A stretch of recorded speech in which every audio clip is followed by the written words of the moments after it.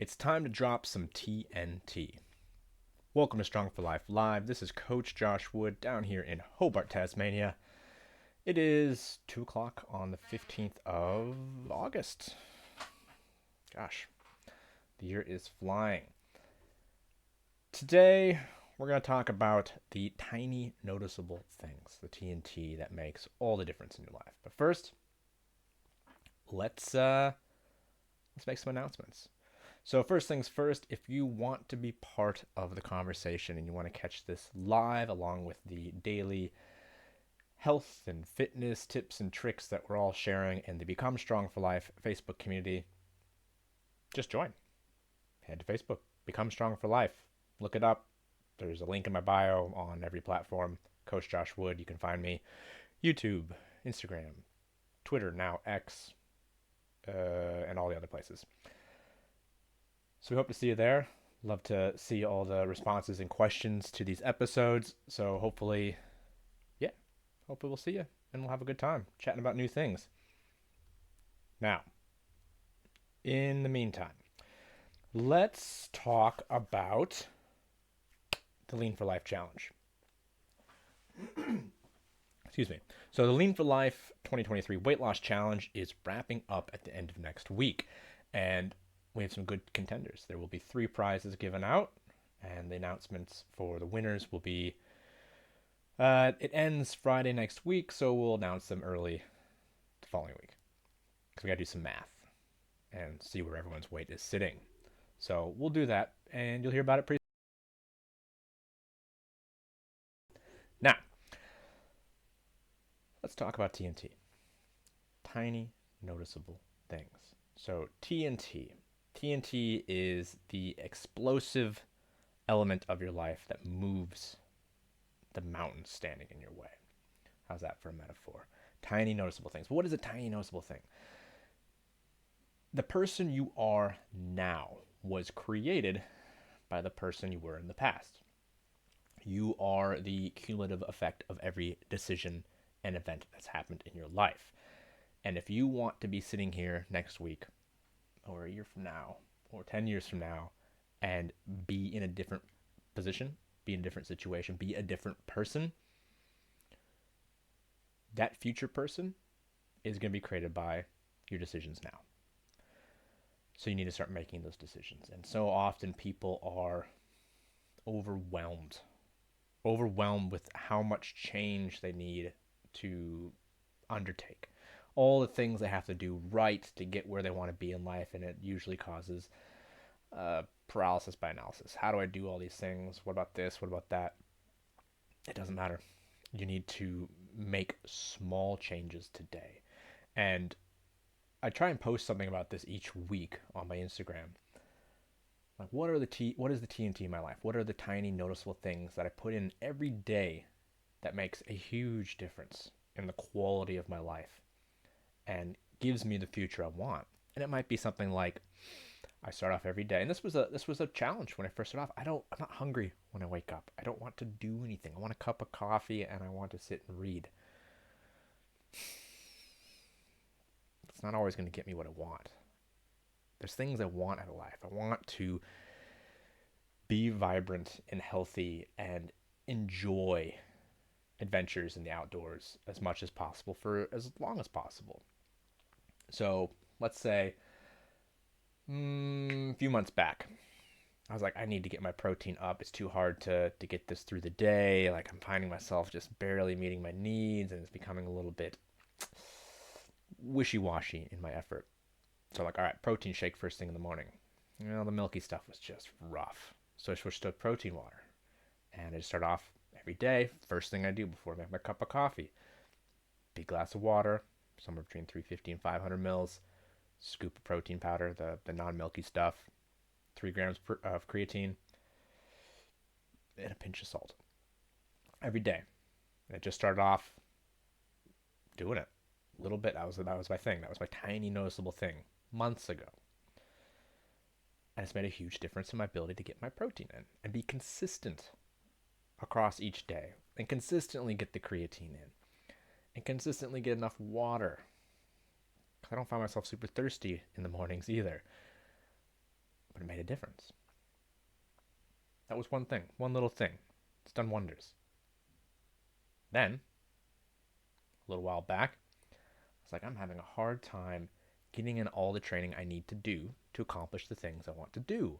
I am running out of time at the end of the day. I'm having to do these after dinner, after the kids in bed workouts, and they're just not great. And I feel rushed, and then I'm tired, but now I can't really sleep. And so this is not optimal.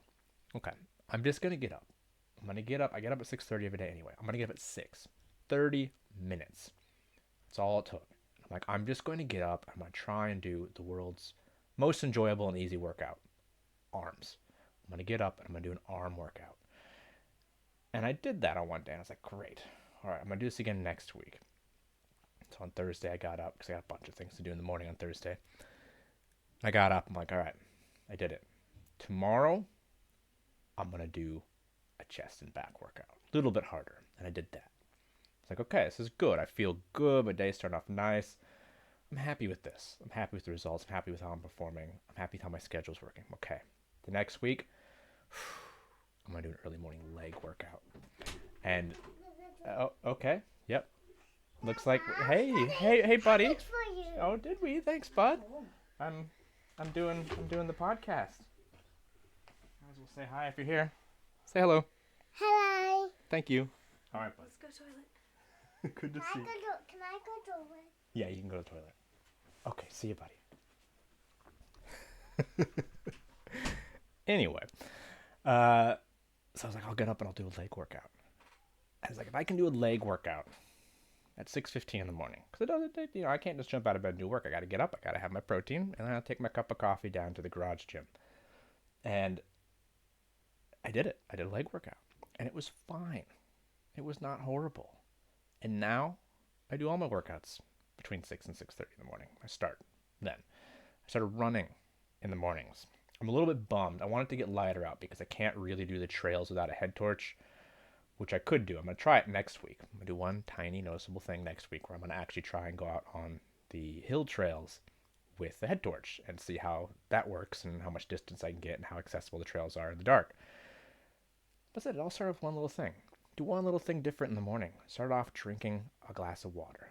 Then I started off adding protein. And then I started off adding the creatine. It's like we make these things make them out to be these big, monstrous things, but it's the baby steps. It's the tiny, noticeable things that slowly chip away at the mountain in front of you. So you need to decide what's important and just choose one little thing that you're going to do differently today that's going to start chipping away at that mountain.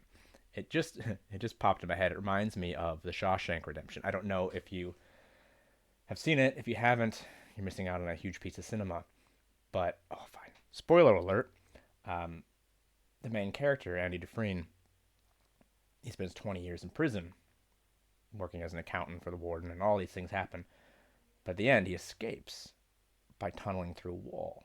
And it took him 20 years of slowly chipping away at that wall with little hobby hammers and taking the dust out in his pockets. That's the mentality you have to have. You may be able to just go and climb some mountains in your life, but if you're not able to and you're not sure where to start, well, what is the first step? Say you want to do a fun run. Okay, great. Do you own running shoes? Or something that would work for running shoes? No? Well, sort that out. Do you want to lose weight? Body fat? Great. Where do you think you need to start? You need to start looking at your food. First thing you need to do, take a food journal. So your tiny noticeable thing, your TNT today would be writing down everything you ate and drank. And then at the end of the week, look at that and go, where can I improve? How do I feel about this? If your goal is to gain weight, put on muscle mass. Same thing, you got to start with the food. If you want to get big and strong and you don't have a gym membership, go check out your gyms. And I do have a beginner's gym guide on my website that talks to you about what to look for in a gym and how to get started if you haven't. So maybe that's your TNT. You go read that article. But you just got to find that little thing that starts you on the right path. And it's kind of like an avalanche. It's that little pebble that slowly gains speed and momentum and knocks other things down. And then you get two pebbles and three pebbles and four pebbles. And then you get the snow and it accumulates until it's this whole landslide that changes the entire landscape. So don't get overwhelmed. Make a plan. Don't look up at the mountain and say that's impossible. Look at the mountain and say, what's the first step? So I want everyone to action some TNT today. Action a tiny noticeable thing that's different from yesterday, but that it's going to accumulate over time. And then tell me about it. Either drop it in the Facebook group or tag me on Instagram. I love this shit. This is what I love seeing. I love seeing it. Like, it doesn't have to be big. Take that first step and take that same step over and over until it's not a noticeable thing anymore. It just becomes part of your life. And then pick the next tiny noticeable thing that's going to make those changes. So I want to hear about your TNT. I want to hear about the mountains you're trying to overcome. Tell me about them. Now, I do want to also talk about two questions we had in the group that were specific for this moment in time. Where are they? All right. So Beck Joe wants to know how to start again. She's had 5 weeks away from training due to recovery and now illness. How do I get back? Goodness me. Okay. So how do you get back on track? 5 weeks isn't too bad. The very first thing I'd say is if you haven't done any exercise, make sure you warm up well. Like get into the gym half hour early if you can and just do some treadmill time or some Stairmaster time and just move. Move a bit, make sure you're good and warm, and then do everything with like 50 to 75% of the resistance you would have done before because you will be sore.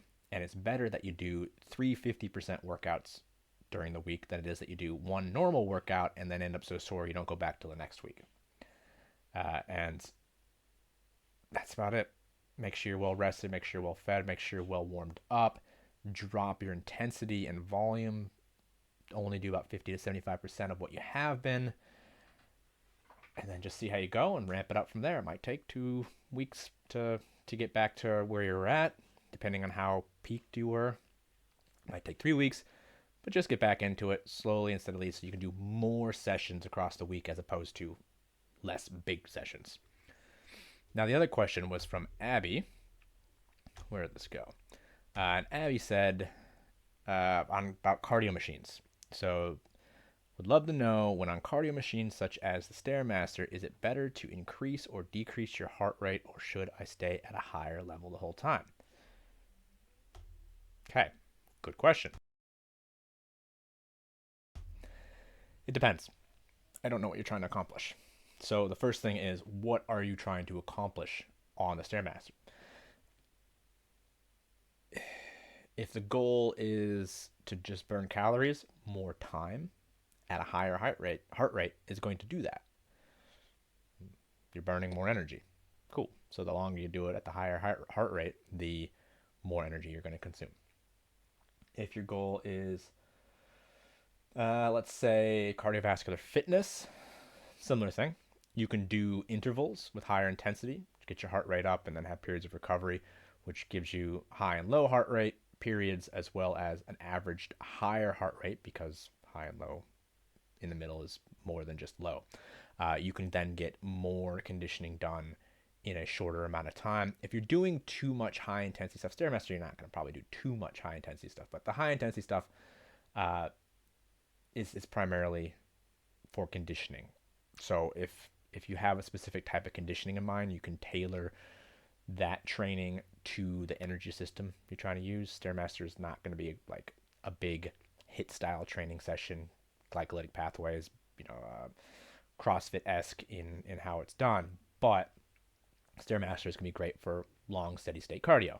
It's very low impact. It's a great way to just get the heart rate up in general. But just long story short, the higher the heart rate and the longer you do the exercise, the more energy you're going to burn. And so for weight loss, fat loss, those applications, more and more is better, depending on what you can recover from. I hope that somewhat makes sense. I might have rambled a bit there. And I think those were the only two off topic questions for this week. So I'd like to do a couple shout outs. Well, yeah, two. So I'm going to shout out to Gemma, who is a part of this group, who is also another local personal trainer. She runs regular Jane Fitness. Uh, she has just done her first two 10Ks in a while, basically just straight uphill. So she's preparing for the Point to Pinnacle, which I think is in November, if I remember correctly. And she just hit those and smashed them. So I'm just really proud of how far she's come, going from powerlifting to 10Ks uphill. That's great. She's killing it. And then shout out to Greg, who you've seen, well, Gemma, you've seen in some of the interviews as well. But shout out to Greg, who has just got his body scan back and is now between 16 and 19% body fat. He's under 20% body fat at 63 years old. And like I was telling him, that's better than most people. So congrats. Congrats to Greg. Congrats to Gemma. And as we do every week in the Facebook group, it's important to celebrate those wins. We want to talk about and solve challenges, and we want to celebrate those wins. So next week, make sure you're sharing your wins and letting us work together to help solve your challenges. And maybe the solution to your challenge is just a little bit of TNT. So if you have any thoughts, concerns, questions, feel free to hit me up, whether it's through Instagram, YouTube, email, website, the Facebook group, doesn't matter. Let's hear from you. I want to know about your TNT. And until then, it's Coach Josh Wood down in Hobart, Tasmania, and you just have a good week.